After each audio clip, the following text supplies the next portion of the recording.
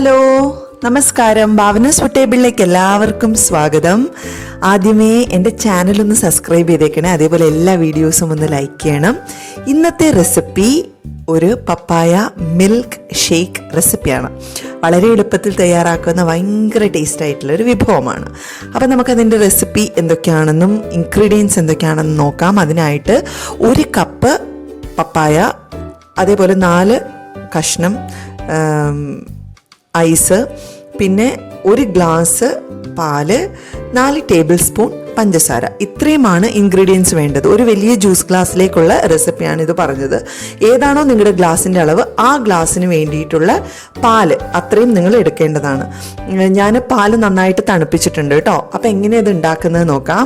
ഒരു മിക്സിയുടെ ഗ്രൈൻഡിങ് ജാറിലേക്ക് നമ്മൾ എടുത്തു വെച്ചിരിക്കുന്ന പപ്പായ ആദ്യമേ ചേർത്ത് കൊടുക്കാം. പപ്പായ ഇട്ട് കൊടുക്കുക. നല്ല മധുരമുള്ള പപ്പായയാണ്, അതേപോലെ നല്ല കളറുള്ള പപ്പായയാണ് എനിക്ക് കിട്ടിയത്. അതേപോലെ നമ്മൾ എടുത്തു വെച്ചിരിക്കുന്ന 4 ടേബിൾ സ്പൂൺ ഷുഗർ. മധുരമില്ലാത്ത പപ്പായ ആണെങ്കിൽ ഷുഗറിൻ്റെ അളവ് കൂട്ടിക്കൊടുക്കാം. നന്നായി അരച്ചെടുക്കാം. നോക്കൂ, പാകത്തിന് അരഞ്ഞ് വന്നിട്ടുണ്ട്. നല്ല കളറല്ലേ. അതിലേക്ക് നമ്മൾ എടുത്തു വെച്ചിരിക്കുന്ന പാൽ ഒഴിച്ചു കൊടുക്കാം. നിങ്ങൾക്ക് പാൽ അത്രയും വേണമെങ്കിൽ കുറച്ച് വെള്ളവും കുറച്ച് പാലുമായിട്ട് മിക്സ് ചെയ്തിട്ട് പാലും വെള്ളം ചേർത്ത് കൊടുത്താൽ മതിയോ. പിന്നെ നമ്മൾ എടുത്തു വെച്ചിരിക്കുന്ന ഐസ്, ഒരു 4-5 കഷ്ണത്തോളം ഐസ് ക്യൂബ്സ് ആയിട്ട് ഞാൻ ഇട്ട് കൊടുക്കുന്നുണ്ട്. കാരണം നല്ല തണുപ്പ് വേണം, അപ്പോൾ ഭയങ്കര ടേസ്റ്റാണ്. വീണ്ടും നമുക്ക് ഗ്രൈൻഡ് ചെയ്യാം.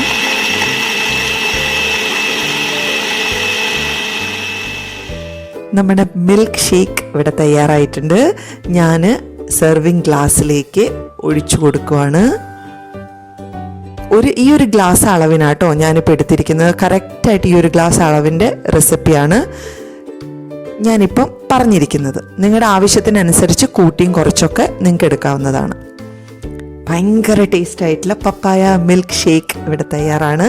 എല്ലാവരും ഉണ്ടാക്കി നോക്കണം കേട്ടോ. അതേപോലെ എൻ്റെ ചാനൽ സബ്സ്ക്രൈബ് ചെയ്യുക. നിങ്ങളുടെ ഫ്രണ്ട്സിനൊക്കെ ഫാമിലിക്കൊക്കെ ഇത് ഷെയർ ചെയ്ത് കൊടുക്കുക, ലൈക്ക് ചെയ്യുക. ഇനിയും നല്ലൊരു റെസിപ്പിയായിട്ട് വീണ്ടും കാണാം. Thank you.